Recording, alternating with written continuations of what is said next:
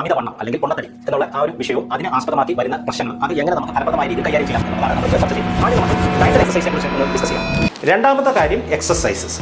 ഇപ്പോൾ എക്സസൈസസിനെ കുറിച്ച് നമ്മൾ പറയുമ്പോൾ എക്സസൈസ് കൊണ്ട് മാത്രം നമുക്ക് ഒരിക്കലും വെയിറ്റ് കുറയ്ക്കാൻ പറ്റില്ല. എക്സസൈസിന് വേറെ ഒത്തിരി ബെനിഫിറ്റ്സ് ഉണ്ട്.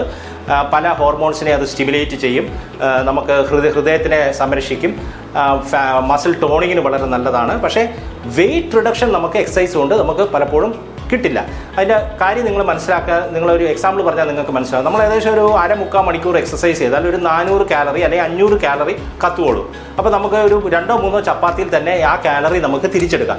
അതുകൊണ്ട് എക്സസൈസ് ചെയ്യുന്നത് കൊണ്ട് മാത്രം നമ്മൾ ഡയറ്റ് ക്രമീകരിക്കാതെ നമുക്ക് വെയിറ്റ് ലോസ് കിട്ടില്ല. അതുകൊണ്ടാണ് പലരും പറയുന്നത് ഞങ്ങൾ ജിമ്മിൽ പോകുന്നുണ്ട്, 1.5-3 മണിക്കൂർ ചെയ്യുന്നുണ്ട്, പക്ഷേ വെയിറ്റ് ഒന്നും കുറയുന്നില്ല എന്ന് പറയുന്നതിൻ്റെ പ്രധാനപ്പെട്ട കാരണം ഇതാണ്. അപ്പോൾ അതുകൊണ്ട് ഡയറ്റിൻ്റെ ക്രമീകരണത്തിൻ്റെ കൂടെ എക്സസൈസ് ചെയ്യണം. ഇനി എത്ര നേരം എക്സസൈസ് ചെയ്യണം? ആഴ്ചയിൽ അറ്റ്ലീസ്റ്റ് ഒരു 150 മിനിറ്റ് എങ്കിലും നമ്മൾ നല്ല രീതിയിലുള്ള എക്സസൈസ് ചെയ്യണം. അപ്പോൾ 150 മിനിറ്റ് എന്ന് വെച്ചാൽ ഒരു ദിവസം ഒരു 30 മിനിറ്റ് എന്നുള്ള രീതിയിൽ നമുക്ക് മനസ്സിലാക്കാം.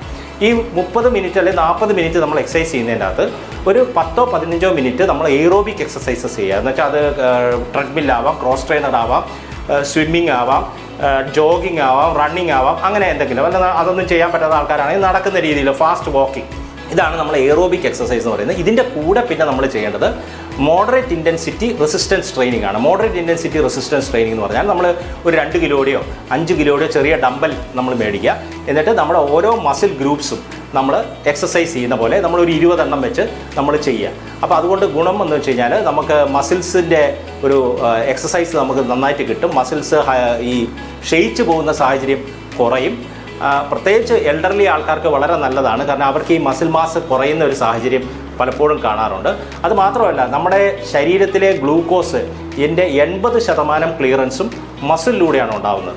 അപ്പോൾ ഈ മസിലിൽ എക്സസൈസ് ചെയ്യുന്നതിലൂടെ, മസിൽ ഗ്രൂപ്പ്സിനെ നമ്മൾ എക്സസൈസ് ചെയ്യുന്നതിലൂടെ നമ്മുടെ ശരീരത്തിലെ പഞ്ചസാരയുടെ അളവ് നിയന്ത്രിക്കാനും ഇത് വളരെ യൂസ്ഫുള്ളാണ്. അപ്പോൾ എക്സസൈസ് ചെയ്യേണ്ട എത്ര സമയം ചെയ്യണം എന്നുള്ളത് നമ്മൾ ഡിസ്കസ് ചെയ്തു. അതിൻ്റെ അകത്ത് എയ്റോബിക് എക്സസൈസസും ഉണ്ടാവണം, മോഡറേറ്റ് ഇൻറ്റൻസിറ്റി റെസിസ്റ്റൻസ് ട്രെയിനിങ്ങും നമ്മൾ ചെയ്യേണ്ടതാണ്.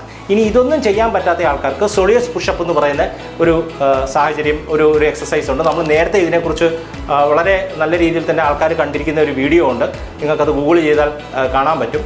അപ്പോൾ ആ വീഡിയോയിൽ നമ്മൾ കാണിച്ചിട്ടുണ്ട് ഈ സോളിയസ് പുഷപ്പ് എന്ന് പറഞ്ഞാൽ എന്താണെന്നുള്ളത്. നമ്മൾ ഇരുന്നുകൊണ്ട് നമ്മുടെ കാലിൻ്റെ ഉപ്പൂറ്റി മാത്രം പൊക്കിക്കൊണ്ട് നമ്മുടെ ഈ കാഫ് മസിൽസ് മാത്രം ഉപയോഗിക്കുന്ന ഒരു എക്സസൈസാണ്. അത് നമുക്ക് ഇരുന്നുകൊണ്ട് ചെയ്യാം.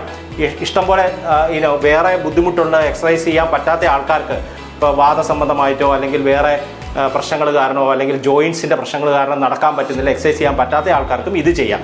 അപ്പോൾ നമുക്ക് വിചാരിച്ചാൽ നമുക്ക് ചെയ്യാൻ പറ്റുന്ന ഒരു എക്സസൈസ് റെജീം നമുക്ക് കണ്ടുപിടിക്കാൻ പറ്റും. അപ്പോൾ ഇതാണ് എക്സസൈസസ്. അപ്പോൾ ഇത് രണ്ടും നമുക്ക് അമിതവണ്ണം കുറയ്ക്കാനായിട്ട് നമ്മളെ സഹായിക്കും.